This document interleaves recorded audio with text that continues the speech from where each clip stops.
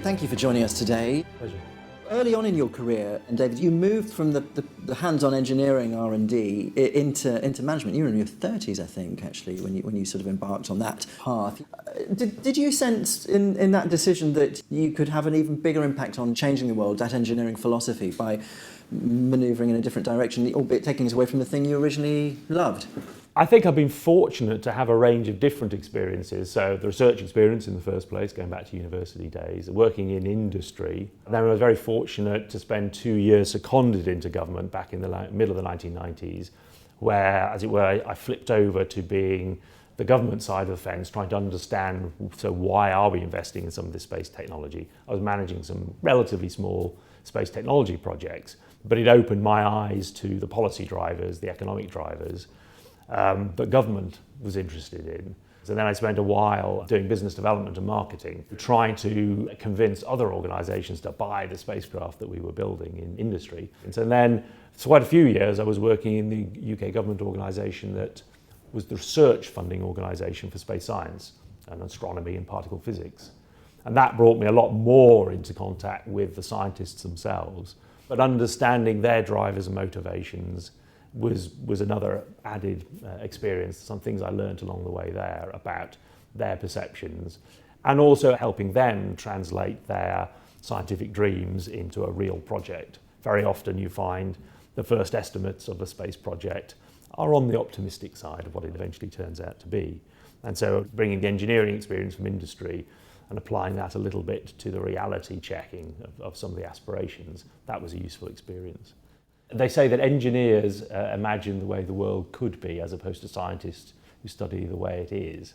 And so I think engineering science is a fantastic place to start with the power of imagination.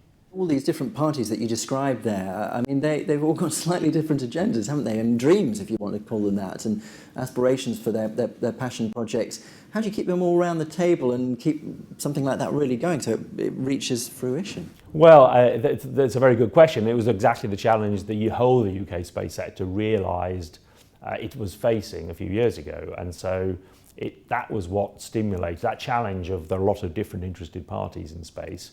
Scientists, industry, government, users, providers. The inspiration was exactly to get them all around the table. Well, the fundamental starting point is that we have a vision to grow the UK space sector overall. We're at about £11.3 billion at the moment. It's grown 7% a year consistently over the past decade. But the target the industry have set themselves is to get to 40 billion by 2030. And the challenge of doing that is we have to get a larger share of a bigger market, which means not just being better at what we're already doing, but having the courage to step out of the comfort zone into markets in new areas where we are not in the UK active today. And spaceport and the possibility of suborbital space tourism is an example of that. It's not the only one. You could just as well think about climate services or ubiquitous on-the-move broadband from space.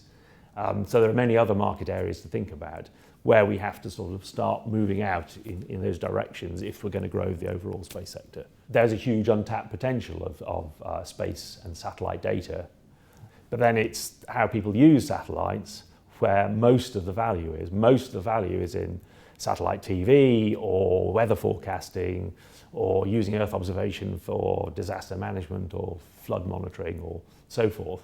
And that's where the opportunity lies to join the upstream people, the hardware people, with the users of space in a much more coherent way. And that's really what led to the logic of creating the UK Space Agency, as having a different flavour from many other space agencies. I mean, it's an anomalous, curious thing. The UK was the third country to have space hardware in orbit in 1962, yet we've only had a space agency for 4 years. So we wanted to create a space agency that was perhaps different, a 21st century model of space agency, which was about joining up the science, the technology, but also the commercial services and the end users in a coherent way and balancing the actions and the investments across those different objectives so that the net result would be you could grow the whole of the space sector. What else are you most excited about in your present role? Well, part of what we're trying to do, as I've said, is to make UK the place for space. get the regulatory environment right, the investment environment right, but there was also the kind of physical environment, the landscape, the infrastructure, the facilities that you need. And so what you'll see now if you come to the Harwell Science Innovation Campus near Oxford is our 2 new buildings just coming to completion. The European Space Agency Centre for Satellite Telecommunications and Applications, and across the road the new Rutherford Appleton Laboratory Space Technology Centre, which will perfectly encapsulate what we're about. Upstream technology in space, the second is about commercial applications. And it's part of a bigger UK Space Gateway of facilities that we have created there. So there's an existing satellite applications centre called the Catapult. So that is focused on taking space data out into other sectors, maritime, energy, healthcare even. So we're putting together the physical infrastructure, and that's a great place for companies to be created. So there are SMEs being spun out of the space sector, and for existing companies to come in and tap into the kind of buzz, the new environment that we've created in the UK, and provide facilities that the rest of the space sector across the UK can take benefit of. And the success and growth of the European Space Agency Centre is linked to fresh investments that we're making in SATCOMs. So particularly in a new generation of very low-cost, small geostationary SATCOMs, the AnySat family, and Eutelsat in Paris is the first customer for that. They call it their quantum class satellite. Again, very clever. It's smart, flexible payload technology, low cost SSTL, satellites, small spacecraft technology put together. That's a typical kind of approach that we have. We're working in a public-private partnership, knitting together government money, private money, but also investing in applications programs, and then further investing on the other side of the coin in the exploration programs. They're going to Mars with the Mars rover program, the first mission that actually has instrumentation that could detect past or present life, and drilling below the surface, below the layer that will be damaged by radiation, to look for any evidence of past or present life. So we're moving forward on both sides of the inspirational stuff and the practical commercial. And 2 years into your job leading the agency, is it like that? Is it happening like that? It's gelling, yes, it's absolutely gelling. So you can see several specific examples. I mean, there have been fresh investments in national technology activities. So you see new types of companies coming into the space sector, applying technologies maybe from another sector, bringing it into space. So SMEs growing. You see the inward investment that we're starting to secure. I think one of the watersheds was a significant increase in investment in the European Space Agency at the end of 2012, which was led by the minister at the time. But that, I think, transmitted a message, sort of ripples went out to say the UK was taking space seriously and was particularly investing in some of the commercially orientated areas of space, so SATCOM and integrated applications and Earth observation, and that we were trying to create an environment in the UK that was conducive to the space industry. And that started to attract quite a few companies. So that's a very clear measure of success. Importantly, it's not just about spending money. It is about the whole landscape. So regulation sounds like something not terribly exciting, but it is an agency responsibility. We are responsible for licensing UK satellite operators or any companies that are launching space hardware that are based in the UK. We've taken up the challenge to improve the regulatory environment. We already have quite a positive environment. We talk to companies who find the UK a positive environment for having their space businesses.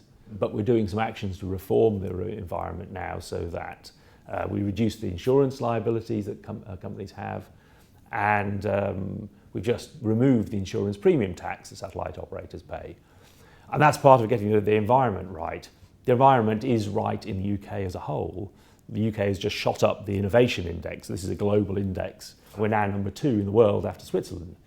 And that's a big tribute to the whole innovation environment in the UK. And the results speak for themselves, I suppose. That's right. So the inward investment is testament to that. But then the new kinds of technologies that are emerging. So we've got low-cost synthetic aperture radar satellite. What's that? Radar satellites see through cloud. They work at day or night just as well. But on the other hand, they traditionally seem to be rather expensive. They are the property of large governments or agencies like the European Space Agency. So the challenge there is some neat technology to make a radar relatively low cost, coming out of Airbus, a big company, and satellite technology. They're brilliant at building low-cost satellite platforms. Put the two together, you create a new kind of product, co-funded with industry, available to the world market. So pushing innovation. We've done the same thing with CubeSats. A UK company called Clyde Space up in Scotland, they've been selling pieces of CubeSats on the internet, literally click and buy, for a few years now. But they've now, through working with us and some other partners in the UK government, been able to put their first complete satellite into orbit, UCube-1, and that has stepped them up a level to go from being an equipment supplier to being a complete provider of spacecraft solutions. And they can go and sell that on the world market, and they are. And you're facilitating those sorts of collaborations through the kind of cross-European, pan-European community of collaborators, I suppose. That's not always, I suppose, as straightforward as it might appear, is it? Because on one hand, it's one community that should collaborate together. On the other hand, there's national interests still that come into play, lots of politics that's rumbling behind the scenes. How do you kind of manage all of that? The advantage of ESA is it allows us to achieve a lot more for a certain amount of money. It's a bigger bang for the buck. So doing projects of the scale of the big science missions, but also huge telecoms projects, the series of Earth observation projects through the Earth Explorer program, we could never do on our own. But you do have to know what you want to achieve. And ESA has the genius, if you like, of having some programs which everybody does. They're mandatory, they're part of being in the club. But most of their programs are optional. You pick and choose the programs that match your particular national objectives. But by working together, you can reduce the overall costs to each individual country. Our big investments these days are through the commercial telecoms program of ESA. That's a framework that allows industry to put some money on the table, government to put money on the table, and together to de-risk the technologies for the next generation of commercial SATCOMs. So we particularly focused on that area. For all sorts of historical reasons, we don't particularly focus on the launches program. And that's the advantage of the ESA environment. There's a flexibility in there. What's interesting about many of the projects that we've discussed so far is that they're all, in public terms, somewhat sort of below the radar. We don't sort of notice these things, these technologies that we're all so reliant on, of course.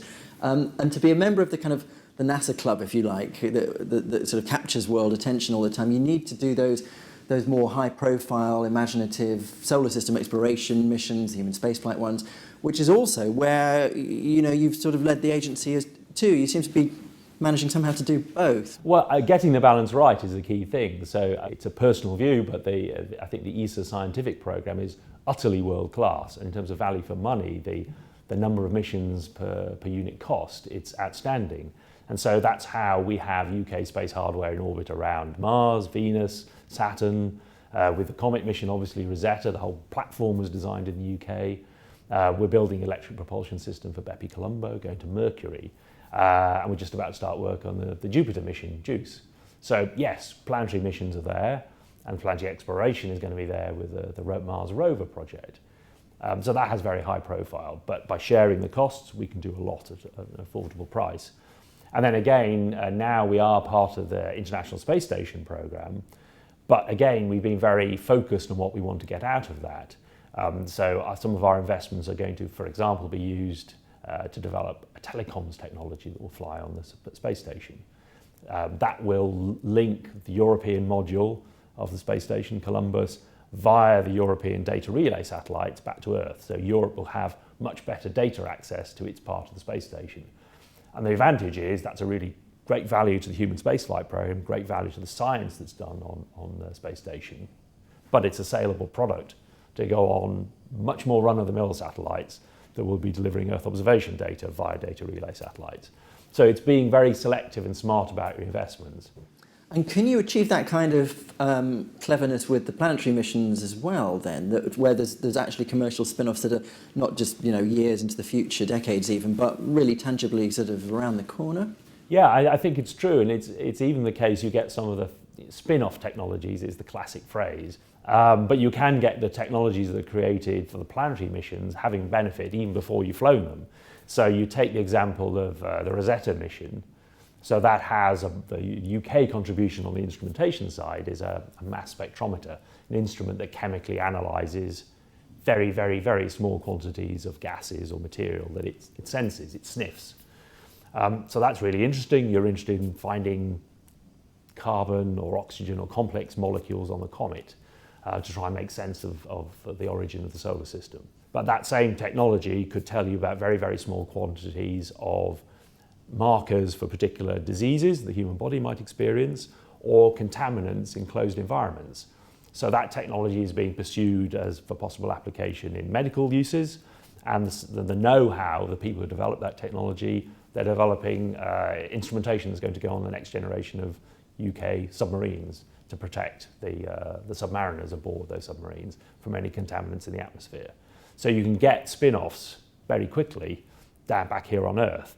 And it comes back to this challenge with the space missions, and particularly the sort of scientific ones, where you're trying to solve a scientific problem with technology you haven't yet invented. Once you've invented the technology, you find lots of other uses for it. And can you apply, do you think, the same model to human spaceflight ever? Is that a reality? Well, it's what we're trying to do, certainly, with our involvement in the human spaceflight program. We're not putting a tremendous amount of investment in it in comparison to our SATCOMs or commercial activities. It's a very small fraction, and that's absolutely deliberate. But there are sweet spots of science and technology you can do via human spaceflight and on the space station that are attractive to our research councils. It might be in biological research, it's fundamental research in physics that are assisted by doing it on the space station. So you talk about three types of science. Science of space, so the planetary exploration, the universe. Science from space, looking back at the Earth, and science in space. And we've always been really, really good at the first two. Now we're just moving into that third area of the science that you do in space. And just talking of human spaceflight then, it's an exciting year for the UK with Tim's flight towards the end of it. There's obviously multiple reasons for achieving that, but not least the role model, the inspirational elements to it, which is tied in with education, I guess. Yeah, so Tim Peake's mission to the space station, 6-month mission, starts towards the end of this year in November, and it's a tremendous opportunity for us to highlight the fact that the UK has an active space activity, to use Tim as a role model for young people to think about careers in science, technology, engineering, math, STEM. But more generally to demonstrate that the UK really is a player in space. So not only about the inspirational aspects of space, but also the practical things.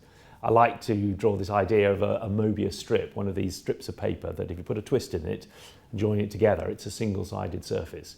And joining together the inspirational, exciting areas of space, the space science, the technology, the human space flight, but also the really practical, vital uses of space for understanding climate change or commercial applications is a story we can tell through Tim and through Tim's mission because of all the different things he's going to be doing.